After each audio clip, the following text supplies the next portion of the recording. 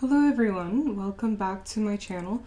For those of you who are new to my series, please stop what you're doing, go back in the beginning of this playlist, and watch my how to calculate your life path number video, as well as how to interpret your life path video, so that you know if this particular message pertains to either you or some you love. So in the last video we talked about the 6th life path, and the title for that was the Nurturer. Today we're going to be talking about the 7th life path, and the title for the 7 is the Faith Seeker. The 7th life path is here to establish a firm belief system. And the thing that is most important to make very clear before we get into the depth of the 7 is that faith comes in many packages. And for some 7s, this will mean religion is important to them, but for other 7s, it means that a moral code is more important to them. There will be 7 life paths watching this video who are Catholic, Hindu, Muslim, nothing, agnostic, just regular run-of-the-mill New Age person. And there will also be the atheist, and there will be the materialists, and so on and so forth. So before, like I said, I get into anything, it is really important for the listener to know that faith really comes in many different packages, and spirituality is a very broad term. In fact, the actual definition of spirituality simply means everything that is not material. So, for example, when you go on a hike, you're having a spiritual experience, essentially, whether you know it or not, because you are enjoying something that goes past a product, that goes beyond past something physical. So I just want to make that clear before I talk about everything else that I have to say regarding the 7 life path. Having said this, the 7 life path does not necessarily need something like religion in order to be happy. However, the 7 life path cannot live an unexamined life, as Socrates would put it. The faith seeker is on a long journey of discovery. It will be discovering things about themselves, about the world around them, about the mixture of the two, which is their place in the world, and so on and so forth. I could go on. These deep insights that the 7 is meant to acquire will, and I want to say almost can only happen in solace, when that person takes time and effort towards quiet reflection, observation, and spending time in nature, essentially, too. Being surrounded by natural beauty. Natural beauty is very important to the 7 life path, which makes sense because it brings us past our materialism, our consumerism. It puts us in the right frame of mind as a human being to see the world in a way that we can't without it. Also, I'm just gonna say it, the 7 life path is my favorite. I have never met a 7 that I didn't like. You are my favorite people. I'm going to blatantly express favoritism. I told myself I wouldn't, but here I am doing it. And I'll tell you why. Throughout this video, I'll tell you why you're my favorite people. Seriously, hit me up though. I love 7s because they love taking long walks on the beach, but they just have this spirit about them that is beautiful and a presence in the room. Like, you can feel it when you're with them. Also, these insights that the 7 life path has are intriguing, and if you are an intellectual like the 7, you will never be bored. On a serious note, I am anticipating this video to be the one that people resonate with the least. And let me explain. The energy of the 7, the essence of the 7, is of the ethereal world. It is everything that we can't touch, feel, sense at all with our five senses. It goes beyond that. The world that we live in is the antithesis of this. And so how can a person who is meant to discover these such things in a world where these things don't exist, they're not acknowledged, we are distracted and we are purposefully distracted? We have straight up chosen a materialistic paradigm for ourselves. It is all about who you know, what you have, what you're going to buy. The world beyond this, the spiritual world, is just an idea that exists for some people, but is just simply not acknowledged by most. I have said this once before, but never on my channel, that we love things more than anything, more than people, more than things that have an intangible value. And for every single person, honestly, most of it is not our fault. From day one, we're given stuff as a kid. We all have this extensive Christmas list, and we obsess over it. It's made our universe, like the stuff that we have and what we can do with it. You know, as a kid, did you not feel disappointment when you didn't get what you expected to get? Or as a kid, did you grow up in a typical suburban or city environment? When you leave the door, there's no refuge, there's nothing real to hold on to, only just concrete and the buildings of your neighbors, and then a lot of cars and loud noises. You know, we're not given the tools as the human race to understand what the seven is about and what it's here to do.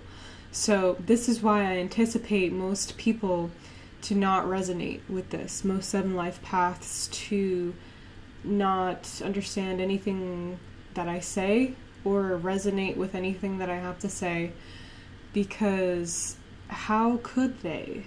I think that minimum there needs to be a moral code for the seven.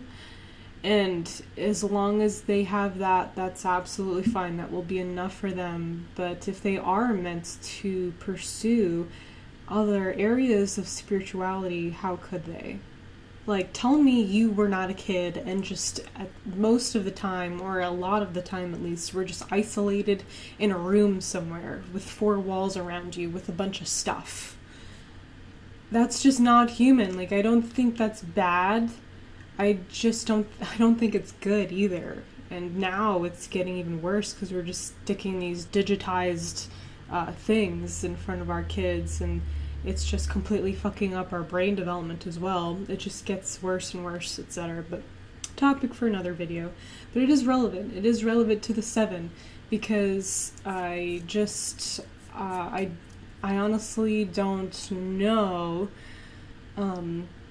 how the seven can work past this, because me personally, I've met many sevens in my life, but all of them seem to be pretty together from a young age, or at least at some point they recognize this part of themselves and how to change. But I have yet to closely interact with the sevens that I know are out there who just mock a spiritual belief system or anything that we've been talking about.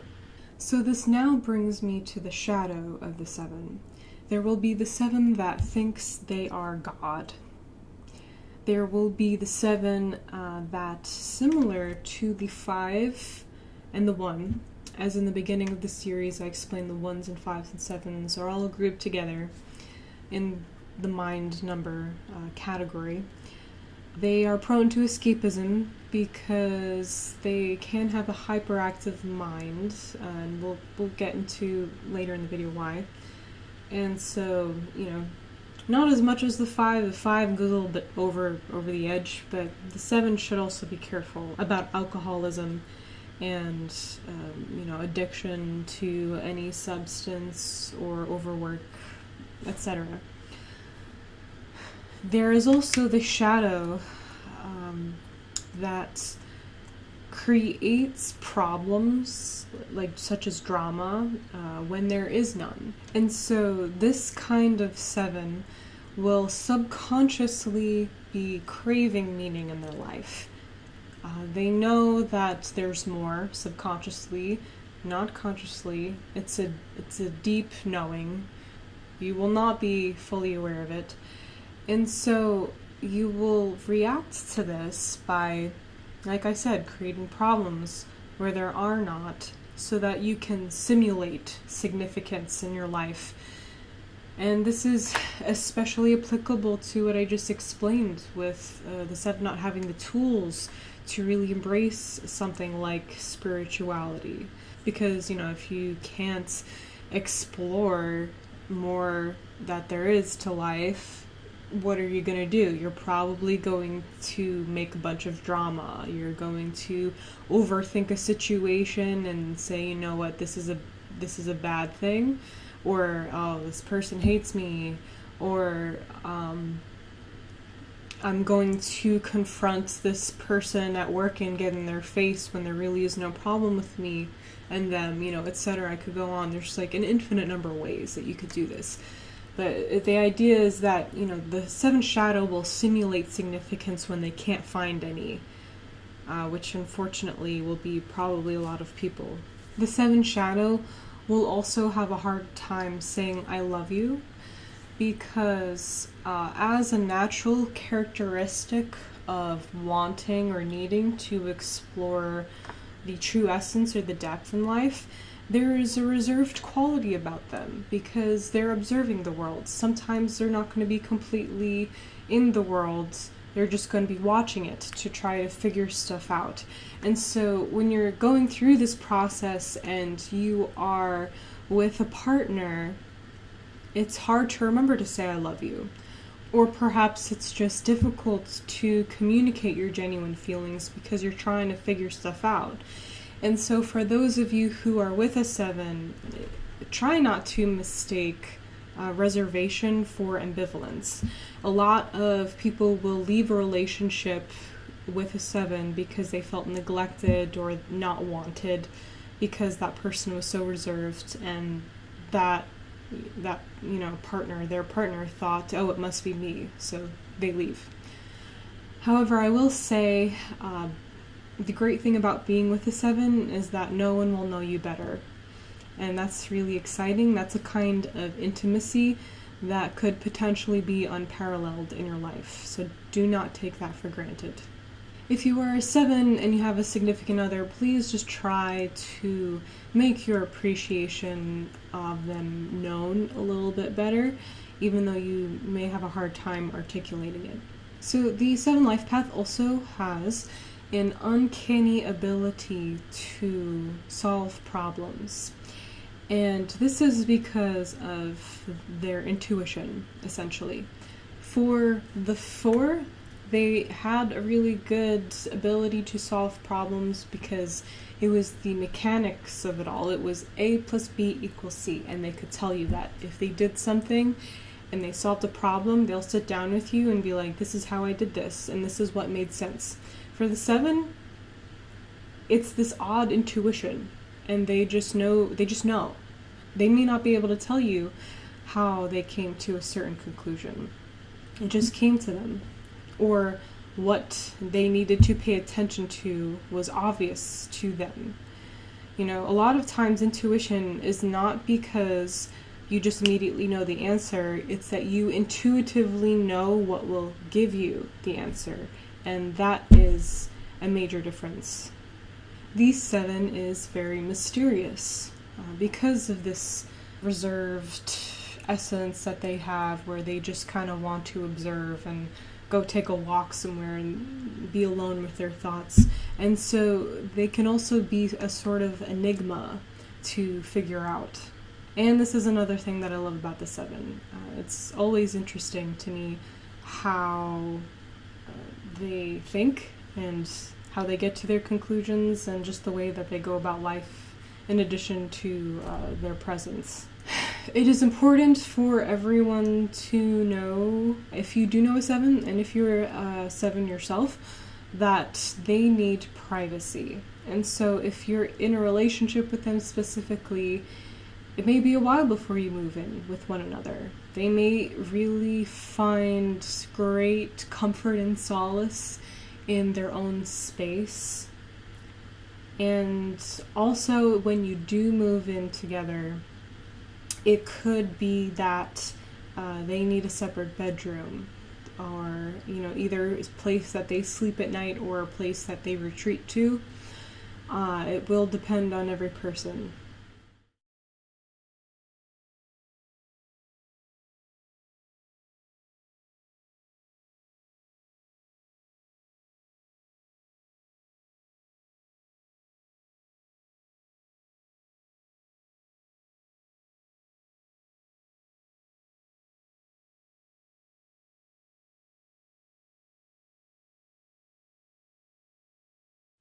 So on to some careers for the 7 life path.